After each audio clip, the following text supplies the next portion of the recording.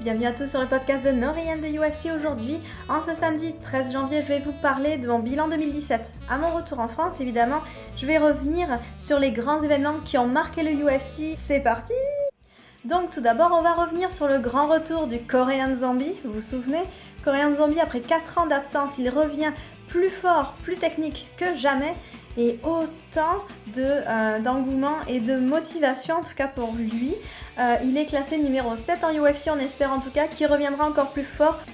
L'année 2017 a été marquée par le plus grand événement de MMA, c'est-à-dire aussi le retour de la boxe et du MMA réunis et le grand retour de Floyd Mayweather qui va affronter Conor McGregor. Bon, évidemment, on connaît l'issue de ce combat. Conor a perdu, mais néanmoins, il a gagné beaucoup en popularité. Malgré sa défaite, il reste quand même un des plus grands combattants du UFC. Voilà, on peut voir les images ici. Et beaucoup d'argent à la clé pour ces deux hommes qui ont vraiment marqué les événements. Donc le combat avait lieu en septembre dernier. Souvenez-vous aussi du grand retour de Georges St-Pierre après 4 ans d'absence. Il revient chercher le titre des middleweight, on le voit ici. Et avec sa victoire, il devient le plus grand combattant, le deuxième plus grand combattant de tous les temps. Georges devient avec ce titre le meilleur combattant livre pour livre en UFC.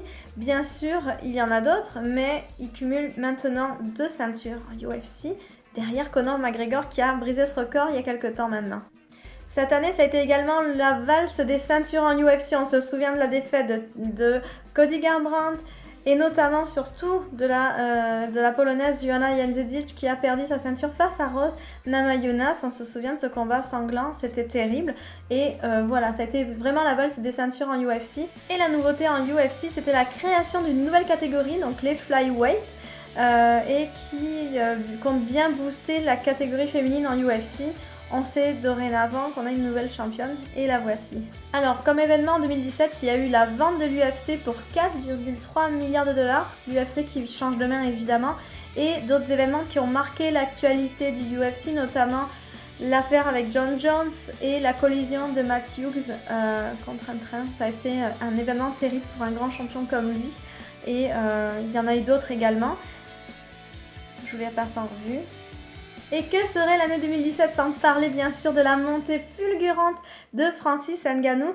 Et oui, il est parti à Las Vegas en mars 2017 pour bien sûr développer son potentiel, être le meilleur et bien sûr atteindre son rêve. C'est tout le mal que je lui souhaite. D'ailleurs, il va combattre le 20 janvier prochain à Boston pour le titre des poids lourds. On lui souhaite bonne chance à Francis. Voilà les amis, j'avais vraiment envie de vous parler de ce bilan 2017 et je vous souhaite à tous une excellente année 2018. Je sais que ça fait un peu tard, mais je n'ai pas eu le temps de le faire avant. J'étais prise dans mon déménagement, dans tout ça. Je vais continuer à vous faire découvrir des choses amusantes sur le MMA, continuer à faire des vidéos et surtout activement bouger pour que le MMA en France se réveille. Voilà pourquoi je suis rentrée, ça fait partie de mes priorités évidemment, donc en tout cas je vous embrasse, je vous souhaite une très belle semaine, n'oubliez pas de vous abonner à ma chaîne YouTube les amis, à plus, ciao.